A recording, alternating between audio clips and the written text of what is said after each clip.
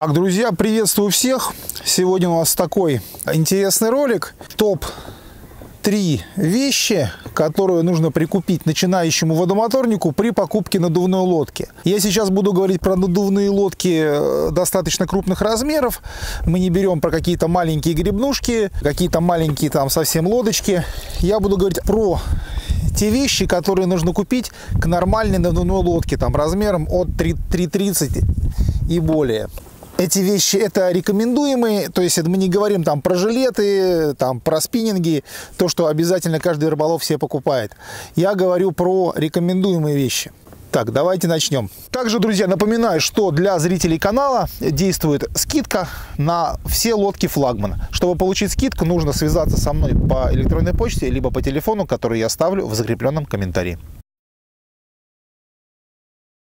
Первая вещь, которую я рекомендую купить при покупке лодки, любой, НД или по елке, это коврик. Вот мы видим здесь коврик из прорезиненного ковролина. Также продаются специальные эво-коврики. Коврик очень сильно упрощает вам мытье лодки, чтобы лодка была чистая. Также предохраняет дно, если мы говорим про НД от порезов. Также даже если лодка паёльная, полы тоже пачкаются, полы стираются. Коврик это очень-очень нужная вещь. Поэтому всем, кто купил себе надувную лодку, рекомендую сразу же либо приобрести, либо сделать коврик. Вещь номер 2. Это хороший электронасос, потому что тот насос, который поставляется в комплекте к лодке, как правило, он слабенький, маленького размера. Да, лодку он надуть сможет, даже до рабочего давления он надуть сможет. Посмотрите, я делал измерения, насколько можно накачать лодку штатным насосом. Однако я рекомендую всем купить хороший электронасос. Вот посмотрите, у меня здесь электронасос Bravo BTP 12 Digital. Вот, видите, какой отличный насос. Всем рекомендую при покупке надувной лодки также обязательно прикупить себе электронасос. Это значительно облегчит вам сборку лодки, добавит больше радости на воде. Да, эта вещь достаточно недешевая, однако эта вещь покупается не на 1, на 5, даже может на 10 лет, а может даже и больше.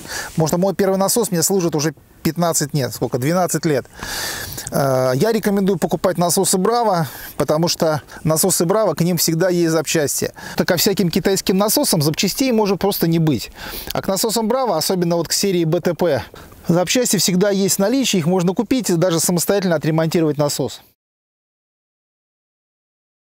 И третья вещь в топе необязательных, но желательных к покупке вещей для надувной лодки – это кресло. Вот посмотрите, я сижу в кресле, вот я буквально недавно его купил. Я 11 лет катался там на лавках, еще там на полу сидел. Вот сейчас я думаю, как я раньше жил без этого кресла. Смотрите, я развалился, спина отдыхает, можно троллить спокойно, можно просто наслаждаться. Кресло это, ну как сказать, оно просто вам добавит радости на воде, потому что всякие накладки на банки мягкие, они спину не поддерживают. А кресло, вот видите, я развалился, просто сижу, наслаждаюсь, сижу, отдыхаю. Также удобно можно рулить, кресло поворотное, поэтому в нашем топе номер 3 это кресло. Вот данное кресло я купил в магазине Zipmarine.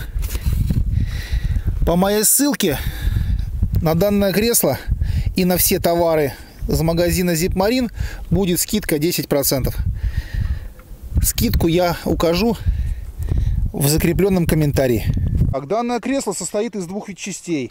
Это опора и само складывающее кресло. Часть опоры прикручивается к креслу, чтобы можно было его сложить и потом надеть, защелкнуть на опору. Вот такая вот нехитрая конструкция позволяет вам очень хорошо и удобно рыбачить.